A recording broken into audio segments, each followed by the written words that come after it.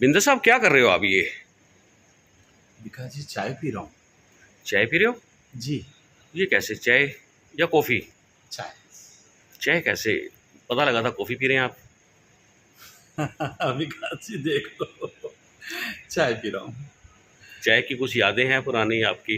हाँ, कौन सा कार्यक्रम था? यही कार्यक्रम था आपका, चाय और चुस्की वाला। अच्छा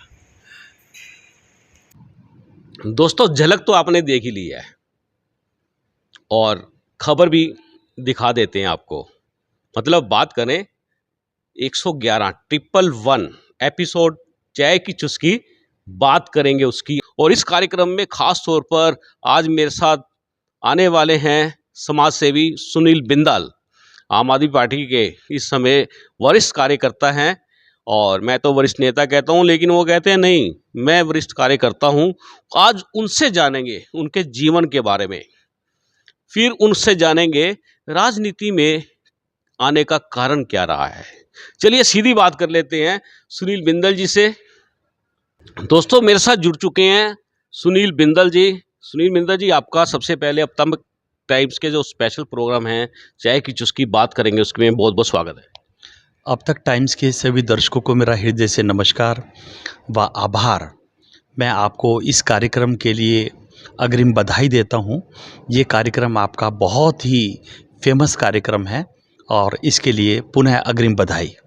बिल्कुल दोस्तों, ये बधाई आपको भी है क्योंकि चुनाव आ चुके हैं विधानसभा के, और चाय की चुस्की के साथ राजनीतिक चुस्कियां भी ली जाएंगी। जिस तरह से मैंने आपको कहा है कि लगातार आपको चुनाव से जुड़ी खबरें जरूर दिखाऊंगा। बिंदल साहब, सबसे पहले आपका परिचय जान लेते हैं, कब, कहां और कैसे इस धरती पे आना हुआ? विकास जी, मेरी जो डेट ऑफ बर्थ है वो 1 नवंबर 1966 है, हरियाणा डे। जब हरियाणा का जन्म हुआ तो उसी समय सुनील बिंदल का जन्म हुआ। अच्छा, बात करें हरियाणा इधर से पैदा हो रहा है, उधर से सुनील बिंदल भी पैदा हो रहे हैं, इस धरती पे आ रहे हैं, ये क्या प्री प्लान था क्या? ये तो प्रभु की माया है जी, ये तो प्रभु को पता। विकास जी, इस विषय में मैं क्या कह सकता हूँ। मैं अपने आप को बड़ा सौभाग्यशाली समझता हूँ कि जो मेरा जन्म दिवस है वो हरियाणा के जन्म दिवस से मेल खाता है। 1 नवंबर 1966 हरियाणा की धरती पे मेरा आगमन हुआ और हरियाणा का जन्म हुआ। मैं तो प्रभु से प्रार्थना करना चाहता हूँ कि बार बार मुझे इस धरती पर जन्म दे। मतलब जो हरियाणा खुशी मनाता है उनको मालूम नहीं है कि सुनील बिंदल का भी जन्मदिन इसी दिन आता है। मैं अपने आप को बहुत सौभाग्यशाली समझता हूँ। अच्छा, क्या बताएंगे, क्या एजुकेशन है आपकी, क्या पारिवारिक अगर बात करें पृष्ठभूमि है? विकास जी, मैं बहुत ही एक मध्यम वर्गीय परिवार से आता हूँ। करनाल के सरकारी स्कूल में मेरी प्रारंभिक शिक्षा हुई। 10वीं तक मैं SD higher secondary school railway road से पढ़ा हूँ। उसके बाद हमारे टाइम में तो प्रेप होती थी, +1 +2 ये बाद में आई। उसके बाद मैं दयाल सिंह कॉलेज में गया और 85-86 में मैंने अपनी ग्रेजुएशन पूरी करी कॉमर्स में। मैं सिर्फ इतना ही कहूँगा कि मैं कॉमर्स ग्रेजुएट हूँ। अच्छा, हम बात करें कि आप स्टडी में तो रहे हैं सुपर डुपर, मुझे मालूम है, और कहीं स्पोर्ट्स की बात करें तो स्पोर्ट्स में भी मैंने आपका नाम सुना है। थोड़ा बहुत मैं फिजिकली फिट था और स्पोर्ट्स में कोई बहुत लंबी चौड़ी अचीवमेंट तो नहीं है। वो कहते हैं ना कि master of all, jack of all, master of none. मेरा वो वाला सिस्टम रहा है। एक अच्छा एथलीट था मैं, एथलेटिक बॉडी थी, बस इतना ही कहना चाहूँगा। मतलब बात करें, एक वो स्टेपनी होती है जी, वो स्टेपनी का काम मतलब कि सुनील बिंदल का रहा है, ऐसा मुझे लगता है। हाँ बिल्कुल, आप ऐसे कह सकते हो कि मैं फिजिकली बहुत अच्छे से फिजिकली फिट था मैं। अगर आपकी लाइफ की बात करें उसमें भी स्टेपनी का ही रोल रहता है या मेजर रोल रहता है? नहीं, मैं तो बिल्कुल फ्रंट सीट से काम करता हूँ, फ्रंट सीट पे बैठ के काम करता हूँ। लाइफ में स्टेपनी बनने से काम नहीं चलता। आज तो हॉट सीट पे बैठे हैं, फिर चाय की चुस्की बात करेंगे उसमें भी। बिल्कुल बिल्कुल बिल्कुल। क्या कहना चाहेंगे, क्या पारिवारिक अगर हम बात करें तो परिवार में कौन कौन लोग हैं, कैसा लगता है? परिवार में विकास जी, मेरी पत्नी के अलावा मेरे 2 बच्चे हैं। एक बिटिया है बड़ी, एक बेटा है। दोनों बच्चे वेल सेटल्ड हैं। मेरा छोटा सा कारोबार है और भगवान का दिया सब कुछ है। और मैं परमात्मा का धन्यवाद करना चाहता हूँ कि परमात्मा ने मुझे जो मैंने चाहा वो मुझे सब कुछ दिया, और मैं बहुत संतोष रखता हूँ अपने जीवन में। मुझ ऐसी कोई चीज़ नहीं है जो मैंने चाही और मुझे ना मिली हो।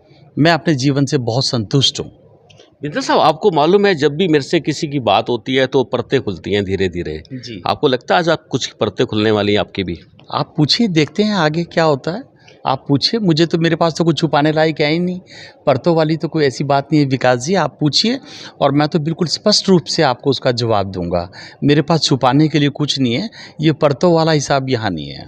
बिल्कुल दोस्तों, मैं ऐसा सवाल पूछने जा रहा हूँ जिसको सुनने के बाद कहीं ना कहीं आप भी फख्र महसूस करेंगे। आप कहेंगे ये सवाल बिंदल साहब भी सोच रहे होंगे, पता नहीं सुखीजा जी आज क्या सवाल पूछने जा रहे हैं, और ये सवाल बड़ा इंपॉर्टेंट है। सबसे पहले तो मैं आपसे यही पूछना चाहता हूँ कि बिंदल साहब, समाज सेवा के अंदर आपका नाम बड़ा सुना है, और ख़ास तौर पर मेरे को जो सुनने में ऐसी बातें आती हैं कि अगर आपसे कोई एक बार संपर्क करे तो आप तुरंत उसको बिना सोचे समझे हाँ कर देते हैं।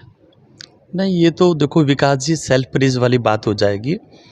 जहाँ तक सेवा की बात है, समाज सेवा की बात है, वो एक हमारा पारिवारिक गुण है, हमारे पारिवारिक संस्कार हैं। मैं पिछले लगभग 25-30 वर्षों से धार्मिक सामाजिक संस्थाओं से जुड़ा हुआ हूँ, और जितनी अपनी यथाशक्ति है उसके अनुसार हम लोग धार्मिक और सामाजिक संस्थाओं को सहयोग देते हैं, और पर्दे के पीछे से देते हैं। हम लोग उसको बहुत ज़्यादा हाईलाइट करने में विश्वास नहीं रखते, और उसका यश या क्रेडिट लेने की कोशिश नहीं करते। बात करें, काफ़ी लंबे समय तक आपने एक पगड़ी भी सिर पर ग्रहण करके रखी है, और आपकी मनोकामना थी वो भी पूरी हुई है। तो ये बात एक मैं बड़े शॉर्ट में जानना चाहता हूँ। वो मेरे बेटे की शादी थी, जब आनंद कारज के दौरान, तो गुरुद्वारे में एक कस्टम है कि दूल्हे को भी और परिवार के लोग भी वो पगड़ी बांधते हैं। तो वो 22 अप्रैल 2022 का दिन था जब मैंने वो पगड़ी धारण करी, और 22 अप्रैल 2023 तक पूरे 1 साल मैंने वो पगड़ी धारण करी। और मैं अपने आप को बहुत सौभाग्यशाली समझता हूँ कि मैं गुरु महाराज से जुड़ा हुआ हूँ, और मेरे बेटे का जो आनंद कारज है वो गुरुद्वारे में हुआ, और मुझे 1 साल पगड़ी बांधने का सौभाग्य प्राप्त हुआ। ये बड़ी बात थी, क्योंकि वैश्य समाज के अंदर मुझे नहीं लगता कि इतनी जल्दी कि पगड़ी धारण कर लेना, सिख समाज के अंदर उनकी भावनाओं के साथ जुड़ जाना, ये बड़ी ज़बरदस्त एक सोच का परिचय है। मेरी सिख धर्म में बहुत आस्था है। सिख धर्म में विशेष बात ये है, वहाँ पे कोई भेदभाव नहीं किया जाता। वहाँ पे छोटा बड़ा, गरीब अमीर, और जो वहाँ पे एक सेवा का भाव है वो अटूट है। जो मैंने गुरुद्वारों में सेवा का भाव देखा है, शायद मैंने वो पृथ्वी पे गुरुद्वारों के अलावा कहीं नहीं देखा। और मुझे ये बात बिल्कुल कहने में कोई संकोच नहीं है, जो पूरे विश्व में जो गुरुद्वारों में सेवा भाव है वो शायद कहीं नहीं है। बिंदल साहब, सिंगला साहब हैं करनाल के। अमरनाथ यात्रा में, अमरनाथ यात्रा शुरू होने से पहले और समापन होने के बाद तक 40 दिन से बल्कि 2 महीने तक उनका लंगर चलता है, और ऐसी जगह गुफा पे बाबा के दरबार में चलता है लगातार। जानते हैं आप उनको? मैं अमरनाथ सेवा मंडल का फाउंडर मेंबर हूँ, और लगभग 18 वर्षों से मेरे यहाँ उनका जो वार्षिक उत्सव है वो यहीं पे सेलिब्रेट होता है। जी, ये बात बड़ी ज़बरदस्त है। मुझे भी नहीं मालूम था कि पीछे कौन है, आगे कौन है। मतलब बात करें तो वहीं स्टेपनी की बात करें, वो एक स्टेपनी वाला काम जो है यहाँ भी मुझे साफ दिखता जा रहा है। अब मैं जो सवाल पूछने वाला हूँ वो सवाल कहीं ना कहीं आपको इस एपिसोड को पूरा देखने के लिए मजबूर कर देगा, क्योंकि मैं बात करने जा रहा हूँ सुनील बिंदल जी की बिटिया के बारे में। क्योंकि मुझे मालूम चला है कि बिंदल साहब, आपकी बिटिया एक ऐसा शोध कर रही है जिससे लोगों को स्वास्थ्य के अंदर बहुत बड़ा लाभ होने जा रहा है। ये बात मैं रखना चाहता था, क्योंकि जब मैंने ये सुना तब आप यकीन मानेंगे, मुझे बड़ा फ़ख्र महसूस हुआ कि हमारी भतीजी भी इतना बड़ा शोध करने जा रही है। क्या है वो शोध, क्या होने वाला है, और आपको क्या लगता है? मेरी बिटिया माइक्रोबायोलॉजी में पीएचडी कर रही है, और साथ साथ उसका लीवर पे भी काफ़ी फोकस है। लीवर के विषय में वो काफ़ी जानकारियाँ इकट्ठी कर रही है, कैंसर के विषय में वो काफ़ी जानकारियाँ इकट्ठी कर रही है। वो एक ऐसा शोध कर रही है कि जिससे वो जो बायोप्सी की प्रक्रिया है उसको काफ़ी हद तक कम किया जा सकता है। तो अभी वो जो बायोप्सी में जो स्किन लेते हैं, थोड़ा सा वो पेनफुल कार्य होता है। वो बिटिया उसको इस तरीके से कर रही है कि वो सांसों के द्वारा या ब्लड सैंपल से ही उस रोग का पता लगा लिया जाए। जो कैंसर का पता लगाते हैं बायोप्सी के द्वारा, बिटिया उस पे लगभग पिछले 5 वर्षों से शोध कर रही है और उसमें उसको काफ़ी हद तक सफलता मिल चुकी है। यदि वो शोध पूरा हो जाता है और सक्सेसफुल हो जाता है तो मैं समझता हूँ कि ये एक मानवता के लिए एक बहुत बड़ा कार्य होगा। आपने सोचा था कि आपकी बिटिया इतना बड़ा काम करने जा रही है? नहीं, मैंने सोचा तो नहीं था और मैं कहूँगा कि अभी ये जल्दबाजी होगी ये कहना। अभी वो शोध चल रहा है, अभी वो शोध पूरा नहीं हुआ है, उसके अभी फाइनल रिजल्ट्स आने बाकी हैं। बिल्कुल, शुभकामनाएं हमारी भी। अच्छा, ये बहुत बड़ा काम करने जा रही है बिटिया। नाम क्या है हमारी बिटिया का? वसुंधरा बिंदल। क्या बात है, वसुंधरा बिंदल। आपने अब ये नाम ध्यान रखना, क्योंकि कुछ दिनों के बाद ये बहुत बड़ी हेडलाइंस में आने वाला है। क्योंकि जो बायोप्सी का जो टेस्ट होता है, इसको ड्रॉप करना, ये बहुत बड़ी सोच का परिचय हो सकता है। बिंदल साहब, अब बात करें आपकी एक जीवन, जो आपका सामाजिक जीवन है, धार्मिक जीवन है, सब पता लग रहा है। ये इस सामाजिक और धार्मिक जीवन में अचानक से राजनीतिक जीवन में आ जाना, ये कारण मुझे नहीं समझ में आया। क्या लगता है आपको, क्या आपके मन में ऐसे विचार थे जो आपको इस ओर प्रेरित करने के लिए उत्साहित कर रही है? इसमें 2-3 बातें विशेष रही विकास जी। जो सबसे जो मुख्य वजह थी वो तो मेरी सरकार की प्रताड़ना थी। मैं 2014 में मोदी जी से बहुत प्रभावित था। जब मोदी जी ने कहा कि देश में अच्छे दिन आएंगे, 2 करोड़ युवाओं को रोज़गार मिलेगा, देश में स्विस बैंक से वो जो काला धन है वो वापस आएगा, 15 लाख रुपए हर व्यक्ति को मिलेंगे, 2 करोड़ युवाओं को रोज़गार मिलेगा, 100 स्मार्ट सिटी बनेंगे, हवाई चप्पल वाले हवाई जहाज़ में यात्रा करेंगे, डीजल 30-35 रुपये हो जाएगा, महंगाई कम होगी। मुझे लगा कि वास्तव में लोगों के जीवन में एक बहुत बड़ा बदलाव आने वाला है। जैसे मोदी जी ने कहा कि देश में अच्छे दिन आने वाले हैं, मैं भी भ्रमित हो गया उसमें। अच्छा। पर जैसे जैसे समय बीतता गया तो भाजपा की वो परतें खुलती चली गई। जो परतों की आप बात कर रहे हैं, उन परतों को मैं भाजपा से जोड़ना चाहूँगा। वो परतें देश के सामने आई और भाजपा का जो वो मुखौटा था वो धीरे धीरे उतर गया। उसकी मुख्य वजह ये रही कि मुझे उस मुखौटे से लड़ने के लिए, जो भाजपा का जो एक नकली चेहरा था, उस मुखौटे से लड़ने के लिए मेरे मन में ये आया, क्यों ना मैं इस मुखौटे को जनता के सामने लेकर आऊं। और इसी दौरान भाजपा ने नाजायज़ मुझे प्रताड़ित करना शुरू कर दिया। तो मेरे दिल में आया कि मुझे भी कम से कम राजनीति में आना चाहिए। तो और उसी समय मैं अरविंद केजरीवाल जी की जो शिक्षा चिकित्सा का जो कार्यक्रम था, अरविंद केजरीवाल जी दिल्ली में शिक्षा और चिकित्सा के क्षेत्र में अभूतपूर्व कार्य कर रहे थे। जो उन्होंने कहा वो करके दिखाया। तो मैं उनसे बहुत प्रभावित था। मैंने कांग्रेस को भी स्टडी किया, मैंने भारतीय जनता पार्टी को भी स्टडी किया। अंत में मैंने फैसला लिया कि जो मेरी जो विचारधारा है वो आम आदमी पार्टी से मिलती है।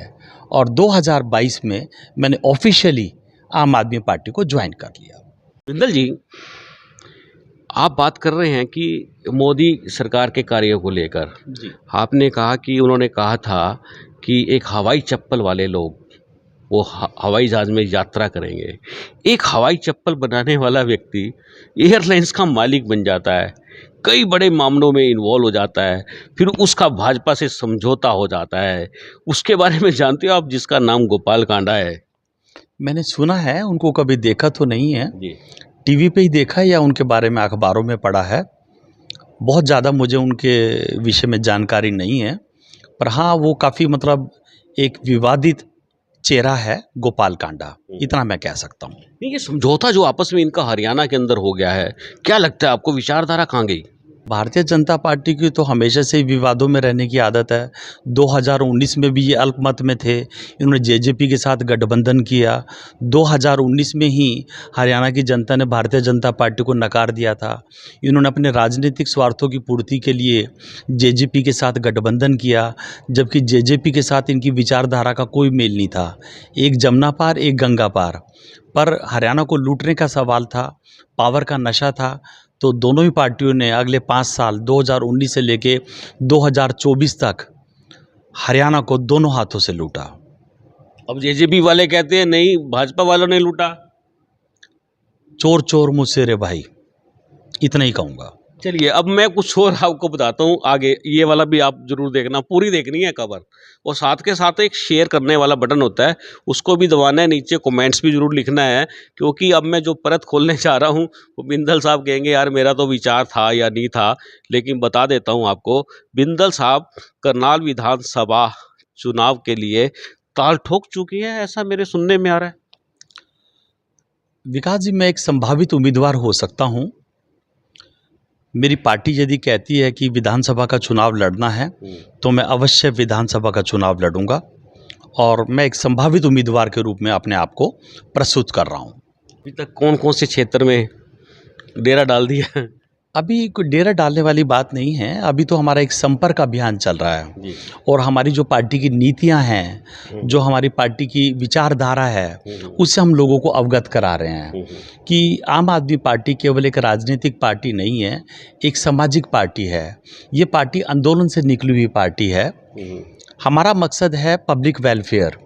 ये जो पार्टी बनी है ये लोगों के जनहित के लिए बनी है। हमें ललकारा गया कि यदि आपको ये सुधार करना है तो आप राजनीति में क्यों नहीं आते। तो हमारी पार्टी ने वो स्वीकार किया और हम लोग राजनीति में आके बदलाव कर रहे हैं। हमें कहा गया कि आप बदलाव करना चाहते हो तो राजनीति में क्यों नहीं आते। हमने वो स्वीकार किया और राजनीति में है। तो हमारी जो विचारधारा है उससे हम लोग अवगत करा रहे हैं। हम लोग एक वेलफेयर स्टेट बनाना चाहते हैं। जैसे भाजपा राम की तो बात करती है पर राम राज्य की बात नहीं करती। आम आदमी पार्टी में बिल्कुल इसकी विपरीत है। आम आदमी पार्टी जो कहती है वो करती है। फॉर एग्जांपल हम लोग 24 घंटे अनकट बिजली की बात कर रहे हैं। हम दिल्ली में 24 घंटे बिजली दे रहे हैं। दिल्ली में हम लोग 200 यूनिट फ्री बिजली देते हैं प्रति माह, और पंजाब में हम लोग 300 यूनिट बिजली प्रति माह फ्री देते हैं। तो उसी प्रकार से हम लोग हरियाणा में भी 300 यूनिट बिजली प्रति माह फ्री देंगे। ये हमारी एक मेन गारंटी है। दूसरी हमारी गारंटी ये है, चाहे वो गरीब का बच्चा हो, चाहे अमीर का बच्चा हो, चाहे कोई रिक्शा वाले का बच्चा हो, चाहे मजदूर का बच्चा हो, चाहे किसान का बच्चा हो, एक जैसी शिक्षा और बेहतरीन शिक्षा हमारा लक्ष्य है कि हम लोग हरियाणा में बेहतरीन शिक्षा के मंदिर बनाएं। दूसरी ओर भारतीय जनता पार्टी हर डिस्ट्रिक्ट लेवल पर भाजपा के 5 स्टार ऑफिसेज बनाने में लगी है। हमारी प्राथमिकता ये है कि हम लोग पूरे भारतवर्ष में अच्छे शिक्षा के मंदिर बनाएं, जहाँ पर बच्चे पढ़कर अपना भविष्य सुधार सकें। तीसरी हमारी जो गारंटी है वो चिकित्सा की है। हमने देखा लोग पैसे के अभाव में अच्छे इलाज से वंचित रह जाते हैं। हमारे हॉस्पिटल्स में अच्छी इलाज की व्यवस्था नहीं है। इसीलिए हम लोग दिल्ली में एक मोहल्ला क्लिनिक का मॉडल लेके आए।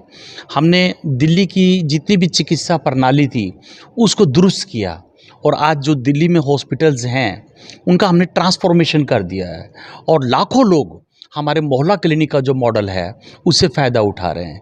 इसी तरीके से पंजाब में हो रहा है। पंजाब में हमने 800 से ज़्यादा मोहल्ला क्लिनिक बनाए हैं। वहाँ पे अस्पतालों में नवीनीकरण का काम चल रहा है। जहाँ उपकरणों की कमी है उपकरण लगाए जा रहे हैं। जहाँ डॉक्टर्स की कमी है वहाँ पे डॉक्टर्स की अपॉइंटमेंट करी जा रही है।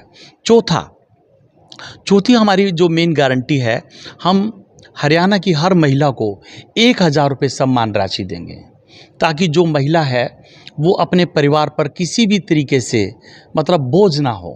उसको ये लगे कि मुझे कुछ कार्य है तो उसकी पॉकेट में अपने 1000 रुपये हैं, उसको कहीं जाना है आना है, वो अपनी इच्छा से वो 1000 रुपये खर्च कर सके। और 5वीं जो हमारी गारंटी आखिरी और जो सबसे महत्वपूर्ण गारंटी है वो है रोजगार। हम हरियाणा के हर युवा को रोजगार प्रदान करेंगे। इस समय हरियाणा में 25 लाख युवा बेरोजगार हैं, और हालत ये है जो हरियाणा का युवा है अपनी ज़मीन जायदाद खेत खलियान बेचकर विदेशों की तरफ रुख कर रहा है। हम यहाँ पर लोगों को रोकेंगे। ये जो ब्रेन ड्रेन की समस्या है, हम इस पे काबू करेंगे। पंजाब में ऑलरेडी हमारा काम शुरू हो गया है और हम लोग यहाँ पे लोगों को अच्छे से रोज़गार के साधन उपलब्ध कराएंगे। हम यहाँ पर निवेश लेकर आएंगे। प्राइवेट सेक्टर में भी हम लोग रोज़गार का प्रबंध करेंगे। अभी पिछले दिनों भगवंत मान जी ने बताया कि पिछले 2.5 साल में हमने लगभग 50,000 युवाओं को नौकरी दी। लगभग 15,000 कच्चे कर्मचारी थे, हमने उनको पक्का किया और 3 लाख से ज़्यादा हमने प्राइवेट सेक्टर्स के अंदर नौकरियां क्रिएट करी। वो नौकरियां कैसे क्रिएट करी? हमने जो अपनी पॉलिसीज़ हैं उनमें उदारीकरण किया। हम लोग निवेश लेकर आ रहे हैं, अच्छे प्रोजेक्ट्स लगवा रहे हैं, जो इंडस्ट्रियलिस्ट हैं उनको काफ़ी सुविधाएं दे रहे हैं जिससे रोज़गार की समस्या दूर हो सके। अब दोस्तों, बात जो चल रही है मेरी बिंदल साहब के साथ, अब इन्होंने केजरीवाल की गारंटी बता दी। अब मैं आपको बताता हूँ, एक होती है गारंटी और एक होती है वारंटी। ये फ़र्क मैं बिंदल साहब से जानने की कोशिश करूँगा। लेकिन मोदी की गारंटी का मामला बड़ा उछला लोकसभा चुनाव के अंदर। क्या लगता है, वो गारंटी थी या वारंटी थी? मोदी जी की ना गारंटी है ना वारंटी है, वो तो सिर्फ जुमलेबाजी है। मोदी जी ने जो कहा हमेशा उल्टा किया। भारतीय जनता पार्टी और मोदी जी ने जो भी वादे किए देश के साथ, वो बिल्कुल झूठे वादे किए। मुझे तो कुछ याद नहीं है कि 2014 में मोदी जी ने जो सत्ता प्राप्ति के लिए जो झूठे वादे किए थे वो कोई भी पूरा किया हो। मतलब मेरी तो समझ से बाहर है कि उन्होंने कौन सा वादा पूरा किया। वो हवाई चप्पल वाला वादा भी पूरा नहीं हुआ, किसानों की आय दुगनी करने वाला वादा भी नहीं पूरा हुआ, डॉलर की कीमत कम करने की बात करी थी वो भी वादा पूरा नहीं हुआ। उन्होंने ये कहा था कि जब आप वोट डालने जाओ अपने सिलेंडर को नमस्कार करके जाना। उस समय सिलेंडर 350 रुपये का आता था, आज 1100-1200 रुपये का आता है।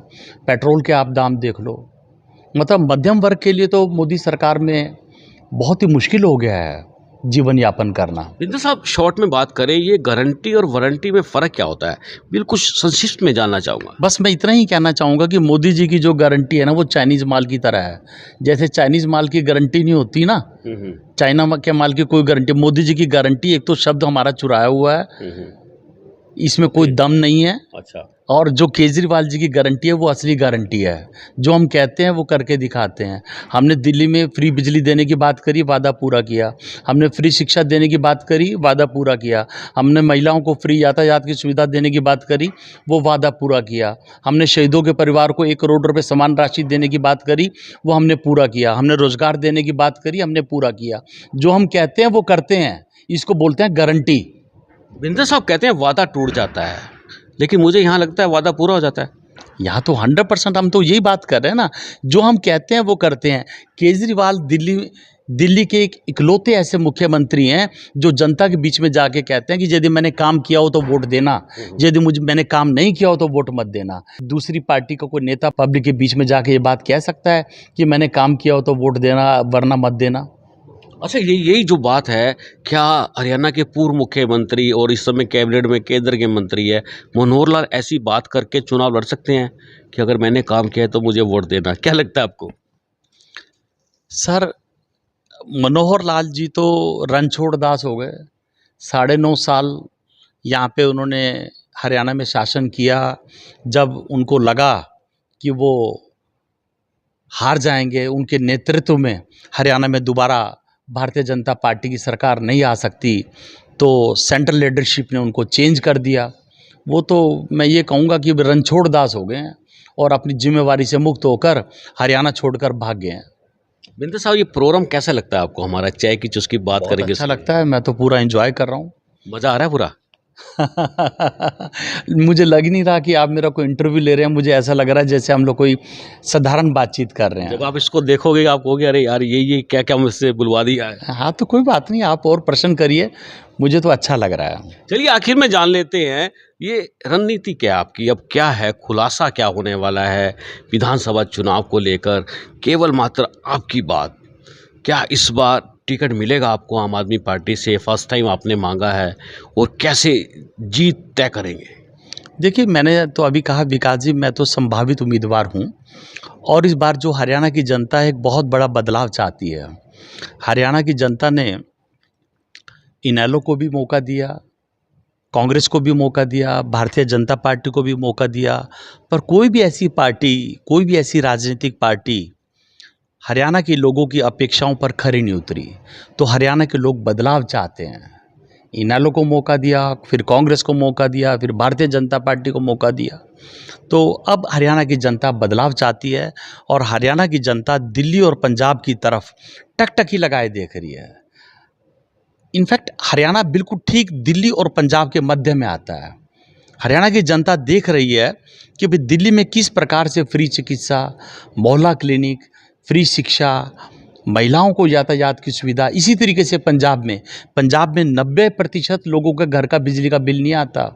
पंजाब में स्कूलों का नवीनीकरण चल रहा है, अस्पतालों में नए नए उपकरण लग रहे हैं, 800 से ज़्यादा वहाँ पे मोहल्ला क्लिनिक बन गए हैं, वहाँ पे लोगों को रोजगार मिल रहा है। जो कच्चे पक्का कर रहे हैं। बात आपकी कर रहा था आपके चुनाव को लेकर, फिर आपने वो सब गिनवा दिया मुझे जो जनता को पता है। यस, यही तो हम जनता को बताना चाहते हैं, यही तो हम चाहते हैं। इस अपनी विचारधारा से और अपने कार्य करने की शैली से ही हम जनता को अवगत कराना चाहते हैं। जनता तभी तो हमें चुनेगी। जनता को पता होना चाहिए ना कि आम आदमी पार्टी आएगी तो क्या करेगी, आम आदमी पार्टी के मुद्दे क्या हैं, आम आदमी पार्टी की विचारधारा क्या है, आम आदमी पार्टी की मोडस ऑपरेंडी क्या है, आम आदमी पार्टी किस तरीके से जनहित के कार्य करती है। हमने जो कहा वो करके दिखाया। ऑलरेडी हम लोग दिल्ली में 3 बार सरकार बना चुके हैं। पंजाब में 2.5 साल का हमारा एक्सीलेंट ट्रैक रिकॉर्ड है। अच्छा बिंदर साहब, जाने से पहले अपील करना चाहेंगे लोगों को, करनाल के लोगों को, विधानसभा करनाल के खास तौर पर किस तरह की अपील करना चाहेंगे? बिल्कुल अपील करना चाहूँगा। मैं करनाल के लोगों से अपील करना चाहता हूँ, यदि आप भाजपा के 10 साल के कुशासन से छुटकारा पाना चाहते हैं तो आम आदमी पार्टी की विचारधारा से जुड़िए। यदि आप चाहते हैं कि आपके बच्चों को अच्छी शिक्षा मिले, अच्छे स्कूलों में उनका एडमिशन हो और आपके बच्चे पढ़ लिख कर अपना अच्छा भविष्य बनाएं, यदि आप चाहते हैं कि हरियाणा में आपको अच्छी चिकित्सा की सुविधा मिले, यदि आप चाहते हैं कि आपको फ्री बिजली की सुविधा मिले, आपको बगैर अनकट कम से कम 300 यूनिट बिजली प्रति माह मिले, यदि आप चाहते हैं कि आपको 1000 रुपये सम्मान राशि मिले, तो मैं चाहता हूं कि आपको आम आदमी पार्टी की विचारधारा से जुड़ना चाहिए। इस समय हरियाणा में जंगल राज है, महिला उत्पीड़न जोरों पर है, भ्रष्टाचार जोरों पर है, बेरोजगारी चरम सीमा पर है। हरियाणा का युवा इस समय हरियाणा छोड़कर विदेशों की तरफ रुख कर रहा है। भारतीय जनता पार्टी की कथनी और करनी में बहुत अंतर है। ये राम का नाम तो लेते हैं पर राम राज्य की बात नहीं करते। भारतीय जनता पार्टी वो पार्टी है जो कहती है कि गाय हमारी माता है, पर जो गाय का बीफ बेचते हैं, जो गाय का मांस बेचते हैं, उनसे 8 करोड़ रुपए चंदा लेने में हिचकिचाती नहीं है। मैंने अपील की बात की थी, आप तो मैंने बताया ना। अब आप चुनाव लड़ने की तैयारी में हैं, अपने लिए क्या अपील करेंगे? मैंने बताया ना, जी। मैंने अपनी विचारधारा को जनता के साथ साझा किया है। तो इस विचारधारा को यदि जनता जानेगी तभी तो आम आदमी पार्टी को चुनेगी ना। मैं बताना चाहता हूं कि भारतीय जनता पार्टी ने क्या किया। भारतीय जनता पार्टी को 10 साल मौका मिला। भारतीय जनता पार्टी ने क्या किया? मनोहर लाल जी ने कौन से यहाँ पे उद्योग धंधे लगवाए? आप मुझे कोई एक उद्योग धंधे का नाम बता दो। करनाल की कौन सी सड़कें बनी? कोई 10 मीटर का ऐसा टुकड़ा दिखा दो जो बिल्कुल साफ सुथरा हो। करनाल में कोई ऐसा वर्ग बता दो जो भारतीय जनता पार्टी के कार्यकाल में संतुष्ट हो। कोई ऐसा हरियाणा में आप विभाग बता दो जिसमें भ्रष्टाचार ना हो। आज हरियाणा में हर वर्ग अपनी मांगों को लेकर सड़कों पर है। हरियाणा में हर विभाग में भ्रष्टाचार का बोलबाला है। यही तो मैं जनता को बताना चाह रहा हूं ना। करनाल के लोगों को क्या मिला? मुख्यमंत्री जी यहाँ पे 9.5 साल रहे, बताओ उन्होंने करनाल के लोगों को क्या दिया? कोई उपलब्धि बता दो आप तो दूसरे मुख्यमंत्री भी तो मिले हैं। वो तो घोषणा मंत्री हैं, उनको मुख्यमंत्री कौन मानता है? वो तो घोषणा मंत्री हैं। उन्होंने ऐसे समय पे घोषणा करी जब उनको पता था कि चुनाव डिक्लेयर होने वाला है और इन घोषणाओं का कोई औचित्य नहीं रह जाता। उनको पता था, वो सुबह बात कर रहे हैं, शाम को डिक्लेयर हो रहा है। यस, उन घोषणाओं को कोई मतलब ही नहीं है। वो तो घोषणा मंत्री हैं। चलिए, आपने मुझसे बात किया, बहुत धन्यवाद है। धन्यवाद। बिल्कुल दोस्तों, ये थे मेरे साथ सुनील बिंदल और हमारे प्रोग्राम में चाय की चुस्की। बात करेंगे उसकी मैं ख़ास तौर पर। दोस्तों मैं चाहूँगा इस खबर को ज़्यादा से ज़्यादा शेयर कर देना, कमेंट्स कर देना, क्योंकि सीज़न चल रहा है चुनाव का। और जाने से पहले आपको मालूम है, एक आपको बड़ी अल्टीमेट बात ज़रूर बताता हूँ। दोस्तों मज़े की बात बता देता हूँ आपको कि करनाल विधानसभा को लेकर ख़ास तौर पर बात करें। हरियाणा का मैंने आपको पूरा डाटा दिखा दिया, अभी कांग्रेस में कितने लोगों ने टिकट मांगी है और उसके लिए चंदा भी जमा किया है। लेकिन करनाल में अभी तक पूरी तरह से पिक्चर नहीं क्लियर हो पा रही कि कांग्रेस का उम्मीदवार कौन आएगा, भारतीय जनता पार्टी का कौन आएगा, और आम आदमी पार्टी का मैं तो ये क्लियर कर दूं कि सुनील बिंदल जहां तक मुझे लगते हैं ये मैदान में आने वाले हैं। दोस्तों इस खबर को ज़्यादा से ज़्यादा शेयर करिएगा। आप देख रहे हैं अब तक टाइम्स का स्पेशल प्रोग्राम चाय की चुस्की, बात करेंगे उसकी। मैं हूं विकास भुजा, अपने साथी रिके निषाद के साथ। नमस्कार, जय हिंद, जय भारत।